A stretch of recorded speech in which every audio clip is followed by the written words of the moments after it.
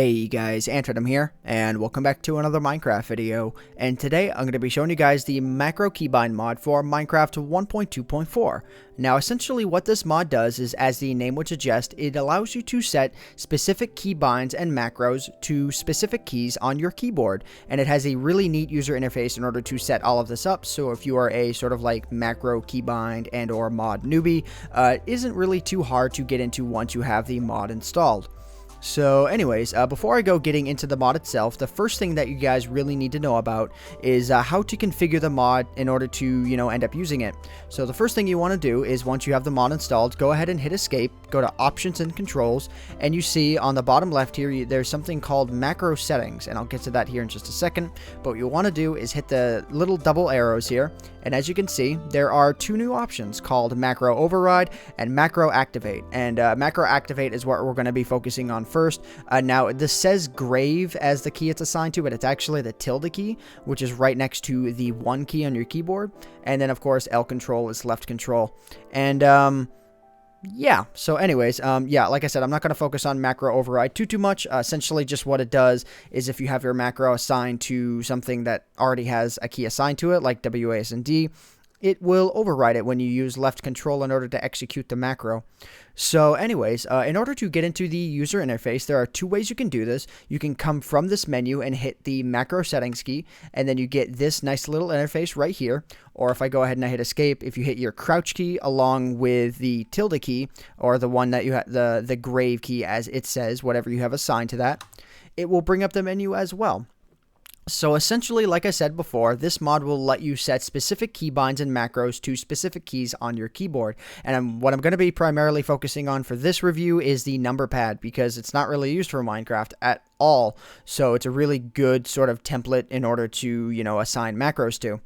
So we're going to start off basic here. If I go ahead and if I hit the number 1 there, it brings up this little menu here. Oh, and something I should probably point out is, if you are not in multiplayer and you are doing this in single player, you do need a mod that allows you to open up the chat menu. Namely, the one that I'm using is single player commands. So, if you want to use specific single player commands with this mod, you can, because this mod basically just types stuff into the chat menu and your game perceives it as whatever it is. So let me just go ahead and let me make this simple and just sort of start off simple here. So if I type in let's just say the /explode command, /explode, that's one of the commands that single player commands offers. And then I go ahead and I hit save here. The number 1 key is now bound to /explode, and I don't actually need the explode in the slash in there. So I'm just going to leave that. And now whenever I hit the number 1 key, it is going to execute an explode command. And there you go. And it's just going to do it straight away, so it's not going to prompt you to hit enter in the chat window or anything like that. There actually is another option for doing that, and I'll show you guys that here in just a little bit. So if I go ahead and I hit and hold left shift and the tilde key again, it'll bring up the chat window, or the configuration window once again, and we're gonna go into something that is a little more complicated. So if I hit the number 2 here, you probably noticed before that there are a whole bunch of neat little options right here. It may seem really confusing at first, but I promise you, once you guys get the sort of way this mod works, you guys will appreciate this quite a lot. And I'm not going to go getting too much into depth as to how to make macro files and enclosure scripts and stuff like that. This is really more of like a basic tutorial to get yourself off the ground with this mod. So if I type in the give command, because give in single player commands and in most multiplayer servers will allow you to give an item to yourself. So as you can see here on where it says all these uses here, you see this one right here says use $I to prompt for an item. So the give command will allow you to give yourself an item. So instead of typing in, let's just say like 35, which is wool, you can actually have this mod prompt for an item number. So if I type in the $sign and the number I, and then I hit save, if I hit the number 2 key here, it basically does /give that, and then now the mod is waiting for an input. So if I hit the 46 key here, well, I should say TNT, which is 46, and then I hit enter, it will give me a stack of TNT. So yeah, that's one little use out of this mod. If I go back in, I'm going to hit the number 2 again to show you guys one other of these because it's actually really quite useful. Well, useful in other cases, but I might as well bring it up right now. If you type in the $sign and then the exclamation point, it'll actually stop the mod. It'll actually stop the little macro that you're typing in, and it won't automatically execute it. It'll basically just wait for your user input. So if I hit save here, and then I hit escape, and I hit the number 2 key, as you can see, let's just go ahead and let's hit enter. It doesn't actually give me the TNT right away. Instead, if I wanted to change the number up or something, or in a more practical application, if you were sending a message to someone, then you could do that, and I'll actually show you guys that here very quickly. I will change up the command here, and I'll type in MSG, and then if I want to, for say, since it's on the list here, if I wanted to prompt to see if a user was online, for example, on like a multiplayer server, if I type in the $U, it'll do the message command first, and then it'll ask to see if I want to message someone, you know, that's online, and I can also input a name myself, and then I type in the $sign exclamation point. It'll stop the command and it'll wait for my input. So if I go ahead and I hit save here and I hit 2, since I'm on single player, it's only actually going to give my name, but I could actually, you know, input another name or something like that. Let's just say Skitscape, I guess, because he's in my videos a lot, kind of. And then I hit enter. It'll stop the command at that point. It'll type that out into the message window and wait for my command. And then I can type in what's up or something like that. And because single player commands actually uses the /MSG command or the MSG command for random commands, you know, it kind of does work for the sake of example, I guess. But if I were on a multiplayer server, the /MSG command would actually be the messaging command, and I could message certain people on multiplayer servers. And the main use of this is just it kind of makes it a little bit easier to message the person you want to message. Because if I wanted to, let's just say I always wanted to message Skitscape with that command, I could type in /message Skitscape.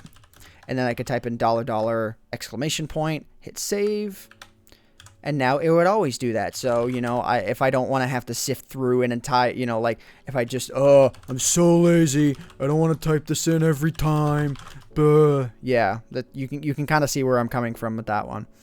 So the next thing that I'm going to show you guys, you want to go ahead and open up the menu again, is how to delete and move around macros. If you're not satisfied with the location that you have them set in, you can move them around. You can copy them as well. So if I copy, hang on, let me try that again here. If I copy and then I click and drag from the macro location that I'm starting with to the macro location that I want to finish on, you can see that I have now copied this over to number 9. And then I can hit the move command if I want to move the macro over to a different key. I can move it over to the enter key, for example, and that'll work as well. But I actually think I want to move the explode command over there, so let me go ahead and let me do that here really quick. Don't really know why, I just figured why not. And I'm going to edit this explode command to be explode 10. So anyways, okay, so what I want to show you guys now, since I've shown you the copy and move, and delete is kind of self-explanatory, I'll delete the one little the repeat command that I just made using copy. If you want to, you can actually set these macros to be on top of the already in use keys within the game. So for example, if for whatever stupid reason I wanted to have explode 10 on the W key here, I could actually do that, but it wouldn't. The command itself wouldn't execute right away. I would actually have to use the override key that was shown within the controls. So let me just go ahead and let me escape out of this here. Go into options, controls. So I actually need to use left control in order to execute this command now. So let me just go back here just so you guys kind of remember. I just set the explode 10 command to be on the W key. But if I walk forward, you notice precariously that I am not exploding all over the place. So if I actually want to execute this command, I have to hold down left control, and you do have to hold it. Then I hit the W key, and it will explode instead of doing the regular W command, which is just to walk. And I believe if I hold the tilde key, or if I press the tilde key, then press W, it'll also work as well. So the tilde key, when single pressed, it'll basically do what control does, except you don't need to hold it down. So yeah, they both kind of work as an override, but I find the tilde key to be a little bit more convenient. So anyways, I think that's just about everything that I wanted to cover. Oh no, not quite yet. What I'm going to do is I'm going to do one more command, just one more for the time being. So I'm going to go ahead, I'm going to go here and I'm going to type in the go to, because that's going to be the command in single player commands in order to go to a set warp point that I've set for myself. And then I'm going to type in $$ and W. These are going to bring up a series of warp points. Now the warp points are not going to be in the list by default. You have to define them all yourself, but as soon as they're defined, they stay in the list forever. What key did I just set that to? I think I set it to, okay, number 1. So when I type this in, none of these are actually correct. So let me go ahead and let me remove these. I think home is correct, but these were from an older map that I had, so you can type in as many warps as you want. It definitely works because it saves all warps into one configuration folder. So if you play on multiple servers, you don't have to worry about configuring different lists for different servers. But if I type in this, if I hit the add warp key here, I can actually set a new warp. So what it'll end up typing in is /go2, and then whatever your warp is. So let me just go ahead and use icon 4, and I will type in ice, and then I can actually change the display name as well to Ice Lake, for example. I can hit add and it'll show Ice Lake, but it'll type in ice, as you can see on the bottom here. And if I go ahead and I hit enter, it will warp me over to a waypoint that I set called Ice Lake. Well, ice, but I displayed it as Ice Lake because I thought it was kind of neat. It's just an ice lake, as one would imagine an ice lake would look like. And there are wolves over there. I believe they are murdering sheep. What are you doing, wolf? What are you doing? Is this what you want? No, I don't think that's what you want. So anyways, I believe that's just about everything at this point. I'm not going to go getting into this bit too much because, again, I'm not really too familiar with how it works. And they're a little bit more advanced for me, and yeah, this is just more of a basic guide, so I'm not going to go getting into all of this stuff, but you guys are definitely free to experiment with this if you show an interest in this mod.